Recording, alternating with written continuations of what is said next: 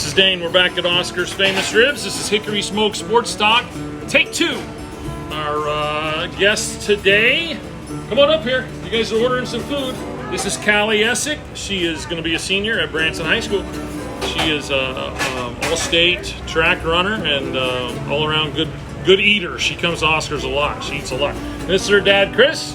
Chris and I have a long history of teaching and coaching together, and so they're here to eat some food.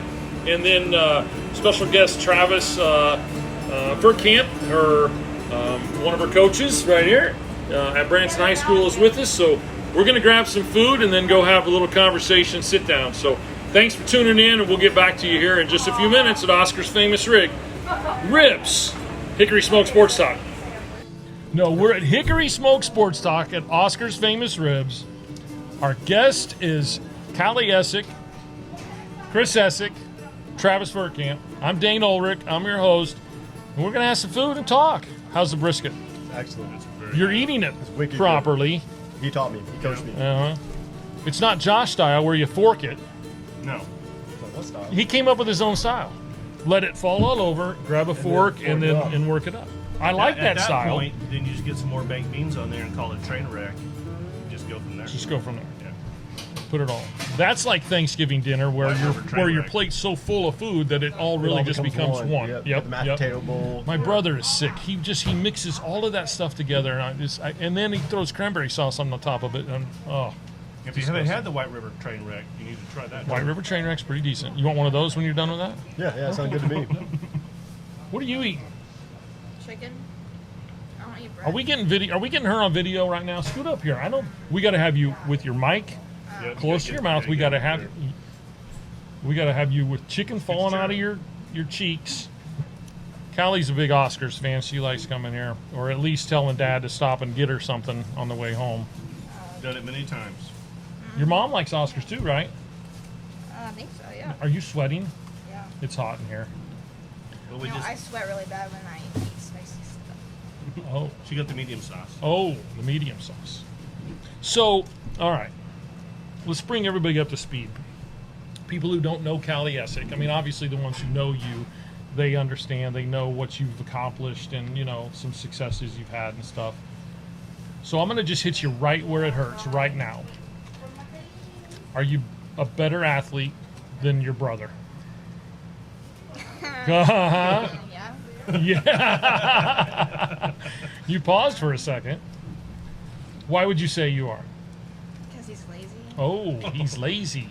Cameron, if you're listening, little sister says you're lazy. Yep. He's a college football player. Yeah. You're not a college football player. Yeah, but I'm probably faster than him. He's probably bigger than me, but I'm probably faster. Probably. You are faster than him. I haven't even seen you run or seen him run, but you are faster than him. You're missing out. Who? You just see her run I know. sometime, you're missing out. So, in all sincerity, in all seriousness, how much of your relationship with your brother has helped to motivate you or helped push you? I mean, tell me about that.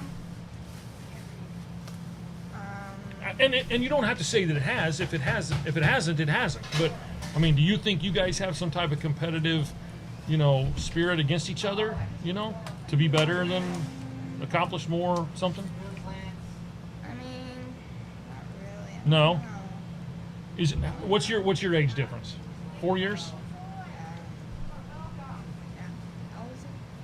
Cameron's 20. 20. Yeah, 20.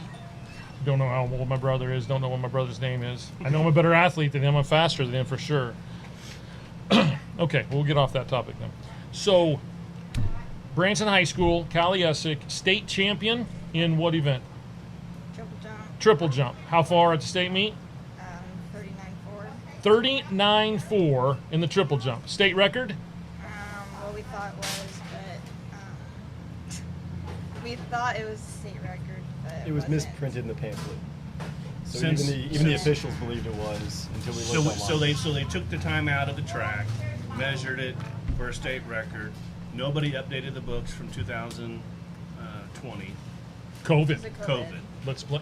And It's all so- COVID. And so the coaches from Ritter, I believe, were there, and they said the girl Diamond had it, and then it took Misha another 3 weeks to go back and make sure that Ritter had, because they moved up class to class 5, to make sure that was what happened, and it did happen. So. It did. So what was her jump? What was that? What was the? It was like 40 40 foot, 4, I believe. Just barely over 40 feet. Yeah. Wow. Barely. So So you were 39.4. She was 40 foot, couple inches or right, something. Yeah. How disappointing is that? I don't know. I was surprised I jumped that far Right. because I started triple jump like middle of March, kind of. April. Of this year? Middle of April, yeah. Yeah, about 4 weeks before we really got into championship season. Yeah. We were like, Just hey, started. let's try triple jump. Yep. You're fast. Yep. Why- By the state meet, she'd had 5 weeks of practice on it. Yeah. And the school record was 30. 34. something. Non-existent now. I mean, it's blown out of the water. I think it was You were 34. 5 foot more than the And original. that record was a school decade record. old. Yeah, very old record, well established. You know who it was? Meadows. Meadows. Casey. Casey Meadows. Casey Meadows had the school record. Now it's yours. What other events? Long jump. Long jump. How'd you do in that one? I did pretty good. I wish I would have jumped farther. I did pretty good. What does that mean? Tell them the story. Well, Well, I got second at state. you were second at state Well, I in did, the long I jump. did have the state record. and she for at one 5 minutes. she had the state record for 5 minutes. 5 whole minutes. Yeah. And then Kiara, she's from Jeff City. She jumped 19.8 or something, 19.6. And then Took the record I from jumped her. And that beat 19.2. you. She to have an athlete that is talented, right, has all the abilities, all the skills, but then actually loves what she's doing. That doesn't come along very often. It makes coaching very easy. Yeah, yeah, but you don't. But it helps you to focus on the technique and the fundamentals and the things that are really going to help your athlete Yeah, absolutely. achieve what they want, instead of having to encourage them and motivate them and push them because they're already doing it. Well, and she's so refined. Like I said, I've only coached for 1 year, and she's so refined as an athlete, as a jumper, that there's a lot of the nuance that, as a young coach, I couldn't really touch much. And we really spent a lot of time focusing on fielding difficulties like the state meet, where you have to go back and forth these jumps, stuff on like the mindset, athlete mentality, competitive mindset mentality, those types of things that you can focus on when you have an athlete that's as refined as she is, because she's so dedicated, she's so passionate about it. She's going to teach herself more in an evening, watching YouTube videos, watching great athletes, reading up on stuff, just because she is passionate and dedicated. Yeah. So like I said, it makes my job as a coach very easy. I can focus on the areas of strengths that I can bring in from the events that I did, because I didn't do triple jump, I didn't do long jump, but there are certain elements of track and field that transcend every event, and that's where coaching her is a real joy, because I don't have to worry too much about the nuance, about the fine tuning, because she knows her body, she knows her mechanisms, she knows when the rhythm's off, and she knows what to do to fix it. Yeah, I'm sorry, but I did it for 20 years. I don't care who you're coaching. Coaching is not easy. Okay, I don't care who it is. It's not easy. Some kids make it easier than others. Yeah, they do. But anyway, so what do you like about this guy over here? What does he do for you? You know, I mean, that helps you. Like, let's take from the state meet, going back and forth. You know, what did he do to help you prepare for that, or to work through that during that time? He just told me to have fun, because I told him I stressed a lot, and he just helped me have more fun in sport. So Yeah, I just, I don't know. yeah. And so relaxing, Yeah. not stressing out, and having fun. Yeah. And I get in my head a lot, so that just having fun at track meets and just letting go and just doing it. Yeah. just helps me jump forward. Does he make it harder on you or easier on you? He makes it harder because he stresses out and he freaks out and everything. And I'm also there for. Yeah, I'm the he's there. official, Right. Field judge official. So I'm there. He's not always stressed out. So I'm there. Sometimes he cries. Cries? Is that true? Yeah. He We cries? hugged each other at the conference meeting when she broke the record. Were you both crying? Come I on. can't admit that on There camera. was, there was a lot of gosh. dust around. Yeah, I think I had some It was allergies. I dusty. had some allergies Dusty going that on. night. Were they both crying? I don't know. She knows I do. I don't know. But it was a funny story because I had gone to go get the records for conference from Coach Neal, Gary Neal, and he printed off the records for long jump. And I was looking, because I'm the field judge, so I just come and take some papers and walk around and look at things. And so I was walking over there to Coach Furtkamp, and I was looking at the meters of the long jump, and I told Coach Furtkamp, I think the meter was 5.4 was a record or something like that.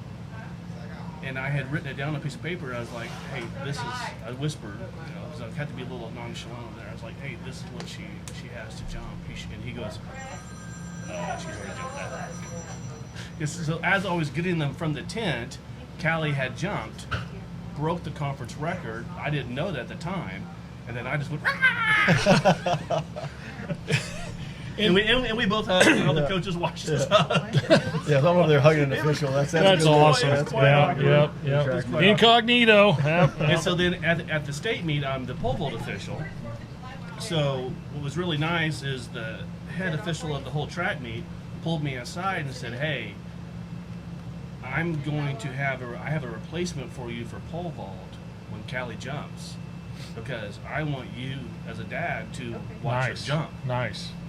I was like, that's really nice. And so if you look at her one of the pictures that Mile took when she broke the state record, I'm in the background like this, hiding because there's all those coaches around, and they know that I'm the head pole official.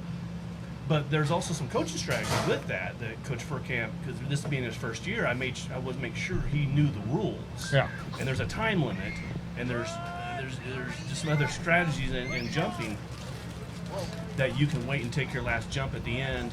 And there's a ranking process. If you've got the best jump coming in, you by default can wait till everybody else jumps. Even if that athlete checks out for another event, you still as a number one jumper can wait till those other jumpers jump. And was that helpful information? I mean, yeah, we actually ran that at sectionals. So that was something that came up at sectionals.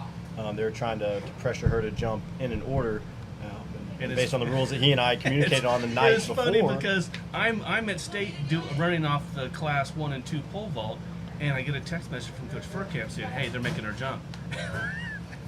And I'm like, no, they can't do that. So I was trying to be nonchalant as I'm being the official for pole vault. I'm going to bet if I checked his phone, the exact text was not, no, they can't make her do that. I'm going to just bet that it was something other than that. Right, and so at that time, the head track official from the meet came over to me, and I was like, hey, make sure I'm right on this. And I ran over the situation Coach Furtkamp was telling me that they were doing in Carthage. And he was like, oh, no, Chris, they can't do that. I was like, I know they can't. I'm just making sure. And so the head field judge there at Carthage got a little testy, I think. He get a little irritated because that rule it's deep in the book. Yeah. And so he finally, because actually after triple jump was over or long jump was over, that official called me and said, hey, I finally figured out where that was coming from when I saw the last name Essick on the runway. Oh, gosh. And did you know all the stuff that they're talking about right now? Yeah, because he was on the phone with my dad.